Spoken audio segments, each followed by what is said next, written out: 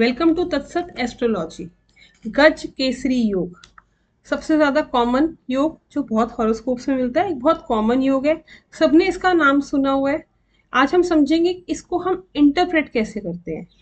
जैसे हमें गज केसरी योग का बेसिक पता है कि गज केसरी योग बनता है placement of moon and Jupiter in केंद्र टू ईच अदर। केंद्र मतलब एक दूसरे से ये 1, 4, 7, 10 हाउसेस अवे है।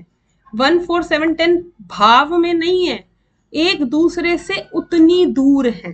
1 मतलब कि मून के साथ जुपिटर है, वहां से 4th काउंट पे Jupiter, 7th count and 10th count.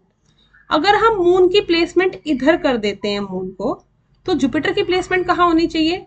या तो 1 में यहीं पे आ जाएगी, 1, 2, 3, 4, 5, 6, 7, 8, 9, 10।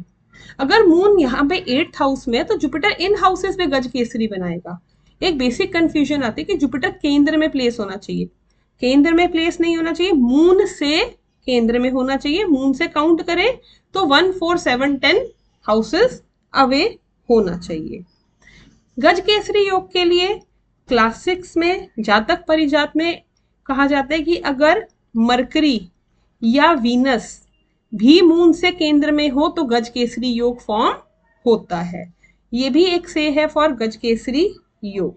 अब हम समझते हैं गज केसरी योग, हमें डेफिनेशन समझ आ गई, placement of moon and Jupiter in केंद्र टू ईच अदर। लेकिन ये तो बहुत कॉमन एक योग है, ये तो बहुत सारे हॉरोस्कोप्स में मिलेगा, तो सबके सबका एक बहुत बेनिफिट मिलना चाहिए इसको। लेकिन सबको बेनिफिट क्यों नहीं मिलता? अब इसके अंदर हमें इस योग की कंडीशन को चेक करना है। हमें कुछ पैरामीटर्स पे इसकी कंडीशन को एनालाइज करना है। फर्स्ट पैरा में हमें सबसे पहले जो प्लेनेट ये योग बना रहा है, मून और जुपिटर, सबसे इंपॉर्टेंट यही प्लैनेट्स हैं जो योग बना रहे हैं। हमें इनकी कंडीशन चेक करनी है। क्या ये डेबिलिटेट तो नहीं हो रहे, कम्बस्ट तो नहीं हो रहे, मून अपने पक्ष में कितना बली है, हमें इनकी कंडीशन चेक करनी है। जैसे ही इनकी कंडीशन वीक होती है, गज केसरी योग अपनी स्ट्रेंथ अपने आप ही कम कर देता है। लेकिन इनकी अच्छी कंडीशन हो, ये एक्सॉल्टेड हो, कोई भी एक प्लैनेट एक्सॉल्टेड हो जाए, मूल त्रिकोण राशि में हो जाए, ओन हाउस में हो जाए, तो इस योग की कंडीशन बहुत अच्छी बनती है। ये योग सबसे बेस्ट कब बनेगा? ये योग सबसे बेस्ट रिजल्ट देगा जब बनेगा 4th राशि कैंसर में। अगर यहाँ पे मून जुपिटर दोनों इकट्ठे हो तो ये मून के लिए ओन राशि है और जुपिटर के लिए एक्सॉल्टेड राशि है। अब देखिए 4th राशि में बन रहा है तो मून तो अपना ओन राशि में आ गया, जुपिटर एक्सॉल्टेड में आ गया, दोनों की कंडीशन बहुत अच्छी हो गई, तो इसका रिजल्ट बहुत अच्छा हो गया। ऐसे प्लैनेट्स की कंडीशन पे योग का रिजल्ट डिपेंड करता है। नेक्स्ट पैरामीटर पे हम चेक करेंगे ओनरशिप। ओनरशिप कि मून के पास कौन से हाउस की ओनरशिप है और जुपिटर के पास कौन से हाउस की ओनरशिप है। अगर मून 8th लॉर्ड है या जुपिटर 6th लॉर्ड है या 12th लॉर्ड है, तो जैसे इनकी लॉर्डशिप एक मेलेफिक लॉर्डशिप आई, ऑटोमेटिकली योग की कंडीशन लो हो गई, योग का रिजल्ट कम हो गया।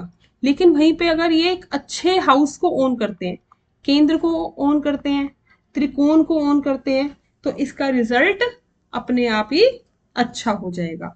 तो ownership of moon and Jupiter की वो उस हॉरोस्कोप में किस घर की ओनरशिप को रूल करते हैं, कहाँ के लॉर्ड है, उनकी हम लॉर्डशिप भी कह सकते हैं।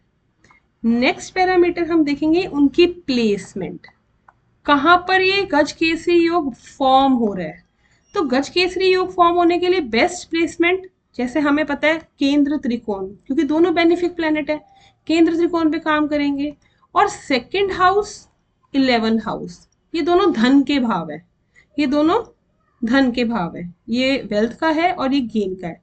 तो अगर इन हाउसेस में इन बेनिफिक की प्लेसमेंट होती है या इनकी प्लेसमेंट से इनका योग क्रिएट होता है, तो ये रिजल्ट बहुत ही अच्छे होते हैं। और वहीं पे अगर हमारे को एडवर्स हाउसेस में प्लेसमेंट मिलती है तो रिजल्ट अपने आप ही कम हो जाते हैं। Last, aspect and association of planets. जरूरी नहीं है गज केसरी में सिर्फ हमें मून जुपिटर मिल रहा हो सकता है इस योग में मून को कोई मेलेफिक एस्पेक्ट कर रहा हो, या मून के साथ कोई मेलेफिक बैठा हो, जुपिटर के साथ कोई मेलेफिक बैठा हो।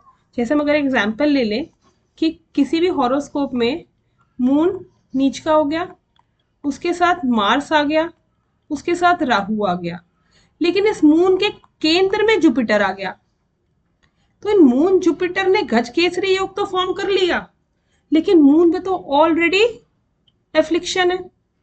और अगर मून से जुपिटर फोर्थ में आया है तो ये मार्स भी इसको एस्पेक्ट करेगा अपने फोर्थ एस्पेक्ट से, तो जुपिटर पे भी एफ्लिक्शन आ गया। तो और मून की स्ट्रेंथ है ही नहीं, मून डेबिलिटेट हुआ है। अब आप खुद देखिए कि इस योग में क्या रिजल्ट मिलेंगे, रिजल्ट मिल ही नहीं सकते। तो ये योग क्या हो गया, स्पॉइल। इस तरीके से हमें हर पैरामीटर पे सिर्फ मून और जुपिटर की प्लेसमेंट देख के कि मून जुपिटर केंद्र में बैठे गज केसरी योग बन गया, हमारे तो बहुत अच्छे रिजल्ट आ गए। रिजल्ट क्या देता है गज केसरी योग, गज केसरी योग बहुत ही आपको अच्छी एजुकेशन देता है, बहुत अच्छा फेम देता है, बहुत अच्छा नेम देता है, आपको एनिमीज को जीतने के लिए एक पावर देता है, आपके एनिमीज आपके आगे टिक नहीं सकते, आपको एक अथॉरिटी देता है, आपको बहुत रिस्पेक्ट देता है सोसाइटी में।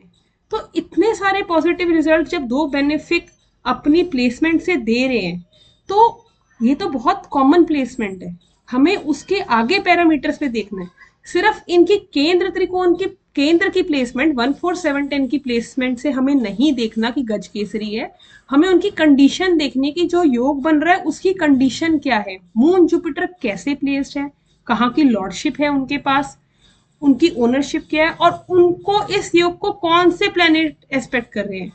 यहीं पे अगर मून और जुपिटर, मून के साथ वीनस आ जाए, एनहेंस हो गया योग और बेटर रिजल्ट हो गए, 3 बेनिफिट हो गए योग में, तो इसके रिजल्ट एनहेंस हो गए। मार्स राहु ने आके इसके रिजल्ट को स्पॉइल कर दिया। तो गज केसरी योग को हर पैरामीटर पे चारों रूल्स में लगा के सिर्फ प्लेसमेंट से एनालाइज नहीं करेंगे तो हमें प्रिडिक्शंस के टाइम पे रिजल्ट सही मिलेगा। Thank you.